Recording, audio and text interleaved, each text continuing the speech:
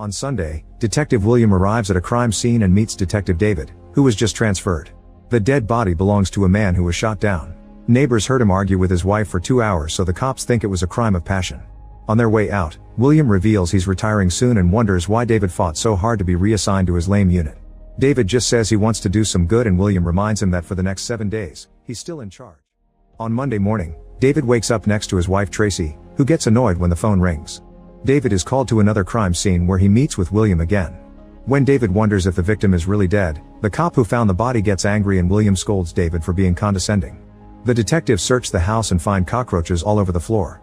The victim is dead at the table with his face on a plate of spaghetti. His hands and feet are tied, and under the table there's a bucket full of puke. David keeps making dumb comments, so William sends him to talk to the neighbors. Later in the car, David reminds William that he already has a career in the homicide department, so he shouldn't be doing grunt work. At the morgue, 4 people are needed to push the victim's huge body onto the table. The doctor explains that the man ate until he hemorrhaged internally. There are also some bruises on his head, but he hasn't been able to tell what. William theorizes that the man had a gun pressed to the back of his head. Afterward, William goes to the police station and shares the case details with the captain. After 12 hours of eating, the killer kicked the man, which caused his insides to burst. This is a lot of work to kill someone, so William thinks the criminal put meaning into this and may be a serial killer. William requests to be reassigned because he doesn't want his last case to be a crazy one. He also points out that this is too soon for David, who gets angry and offended. The captain refuses to reassign William, but he does put David on another case. On Tuesday, a defense attorney is found murdered. While the district attorney tries to calm down the press, David makes it to the crime scene. A big bloodstain on the carpet spells the word greed, and the blood was also used to draw glasses on the picture of a woman. At the police station, the captain tells William about the dead attorney. He also leaves him a bottle full of little plastic pieces that were found in the big man's belly. Apparently they were fed to him. William returns to the crime scene and opens the fridge, only to find strange holes on the floor. The plastic pieces from the stomach fit in the holes, so William slides the fridge back into place, and behind it he finds the word gluttony written in grease on the wall. There's also a note with a quote from Paradise Lost that means this has just started. Then William takes everything back to the station and theorizes that the serial killer is doing the 7 deadly sins. The big guy was first with gluttony, and the attorney was the second one with greed, which means they'll get 1 murder a day until the week ends. William leaves the station saying that David can have the whole case. In the evening, William goes to the library to study many classic books like the Canterbury Tales and the Divine Comedy. He photocopies a bunch of pages and makes a reading list, which he leaves in an envelope on David's desk. Meanwhile, David keeps studying the details of both crime scenes. On Wednesday, David is too frustrated at William's choice of difficult books, so an officer brings him the Cliff's Notes version of the texts. Later at the station, David discovers that he must share an office with William. When Tracy calls, she forces David to pass the phone to William so she can invite him to dinner. That night, William visits the young couple and can't help laughing when the whole house shakes because of the passing train. After dinner, the guys discuss the case. David believes that the killer sneaked in on Friday and was able to torture the attorney all weekend. The victim had to cut a pound of flesh with a knife and weigh it on a scale. There was also a note with a quote from the Merchant of Venice. The flesh came from the attorney's stomach, so he bled to death. William wonders if the killer is preaching. Then David shows him the picture with the blood glasses. This woman is Gould's wife, who has already been sent to a safe house.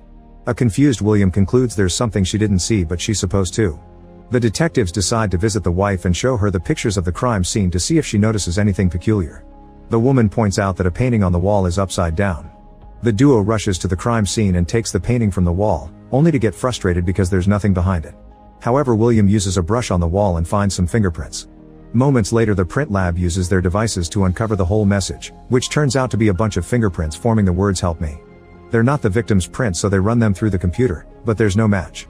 On Thursday, the police discover that the prints belong to a guy named Victor, who was raised Southern Baptist, has a history of mental illness, and a long criminal record. All the cops leave the station to go after Victor, but William doesn't think he's the right guy. Minutes later, the team is bursting into Victor's building, which isn't in the best state. They kick down the door and search the apartment, which is terribly dirty. On the ceiling, dozens of pine tree air fresheners are hung to deal with the smell. In the bedroom, they find a shape in the bed, so they move the sheets to discover Victor's dead body. Its skeletal state says it's been dead for a while. On the wall, there's the word sloth above the bed. David finds a box of photos documenting the guy's decay over a year. When a cop gets close to the body to tell him he got what he deserved, Victor suddenly wakes up coughing because he's actually alive. After the ambulance takes the guy away, a reporter enters the building and takes a picture of the detectives. David snaps and throws the camera while yelling at the reporter until he's gone. Later at the hospital, a doctor confirms that Victor hasn't moved for a year, so he has muscle and spine deterioration. There are tons of medicines in his system, his brain is mush, and he has no tongue, so they won't get to interrogate him. In the evening Tracy calls William, explaining she needs someone to talk to and he's the only person she knows in the city. On Friday morning, Tracy and William meet at a diner. She explains she hates living here but doesn't want to tell David because it would mess with his career. Tracy also announces that she's pregnant. William shares that the one time he knocked up a woman she terminated the pregnancy. However, Tracy explains she does want to have children, she just doesn't want to raise them in the city. Then William advises her not to tell David until she decides if she's keeping the baby, and Tracy cries. Afterward William goes to work. He stares at the clues with David, who thinks the killer is a nutbag. However, William thinks this work comes from a very methodical person. He drags David to the library and makes a new list of books that talk about the 7 deadly sins. For lunch they go to a pizza parlor and William pays a guy under the table to do something very risky. At first William doesn't want to explain himself, so David bothers him until he confesses. The man had been an FBI agent who has access to the library system, so he'll search for a person that took out books on the list. An hour later they get a report. It reveals that all the books related to the subject were borrowed by someone called John Doe, which is obviously a fake name. The detectives go to the address on the library card and knock on the door. Suddenly John Doe appears in the corridor and as soon as he sees them, he opens fire. The detectives drop to the floor to avoid getting shot and John runs away. David rushes downstairs to follow him and has to dodge a few more shots. While he hears children's voices yelling, David continues to search the floor and sends all curious civilians back to their places.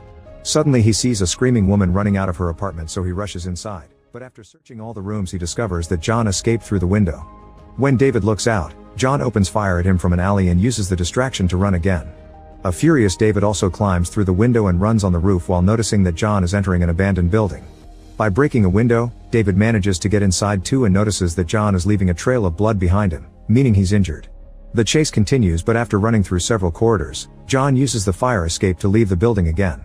He crosses the street in a hurry and causes various cars to crash on the sidewalk while he hides in an alley. Then David also uses the fire escape to get out, landing on a pile of trash. He runs to the alley and finds a truck. David carefully looks around it, however John is on top of the truck and knocks him down by hitting him from above. Next he grabs David's gun and gets ready to shoot him in the head, but at that moment William appears and John runs away. Afterward David tries to get into the apartment and William reminds him that they don't have a warrant. An argument ensues and David calms down, but he's only acting so he can kick down the door. To save the situation, the detectives pay a neighbor to make her tell the police that she called them because someone in that apartment had been acting suspicious and creepy. Now they can search John Doe's place, which is horrifying. They find a box with dangerous tools, a neon cross on the wall, a drawer full of medicine next to the Bible, and cabinets with souvenirs from the murders. There's also a picture of a woman in a fur coat. William finds a bunch of notebooks with the killer's insane ramblings. In a hidden room, David discovers pictures of all the victims while they were being killed. He also finds the pictures taken by the reporter in a tub, which means they talked to the killer that day without knowing. Later the forensic team finds a box of money and a bill, but not a single fingerprint in the whole apartment. William reads the notebooks for clues, but they don't have any dates to match them to the murders. At that moment the phone rings and David picks it up. It's John Doe, who says that he admires David but he can't say more because it'd ruin the surprise. Then the duo keeps reading the notebooks and confirms that John is preaching. They think the woman from the picture is their next clue. On Saturday, the detectives go to the address on the bill, which turns out to be a leather shop. The owner explains that John made a custom order and gives them a picture of the product. Suddenly their beepers ring with an alert that the woman from the picture has been found. The duo rushes to a club and in the basement, the working lady from the photo is dead on the bed with the word lust carved on the door. A man wearing a bedsheet is on the floor screaming at the sight. Later at the station, David interrogates the club's owner, but he didn't see anything strange. William interrogates the bedsheet man and shows him the picture of the product John ordered, a codpiece with a knife on its groin. The guy explains that John put a gun in his mouth to force him to wear the codpiece while doing the dirty with the working lady, which obviously killed her. When David gets home, he makes sure to tell Tracy that he loves her. William is annoyed by his metronome and throws it across the room. Since he can't sleep, he keeps throwing a knife at his dartboard with perfect aim. On Sunday, 911 gets a call from John saying he did it again. Moments later the cops find a woman dead in bed with the word pride painted on the wall with her blood. A bottle of sedatives and a phone have been glued to her hands. It seems John sliced up her face to cut off her nose and bandaged her before giving her a choice: call for help and live with a disfigured face, or use the sedatives to self-delete. The woman's pride made her choose the sedatives. At the station, William tells David that he isn't retiring until they close this case. Suddenly John Doe enters the station covered in blood and yells to be noticed. David takes out his gun and the cops surround him to handcuff him while he asks for a lawyer.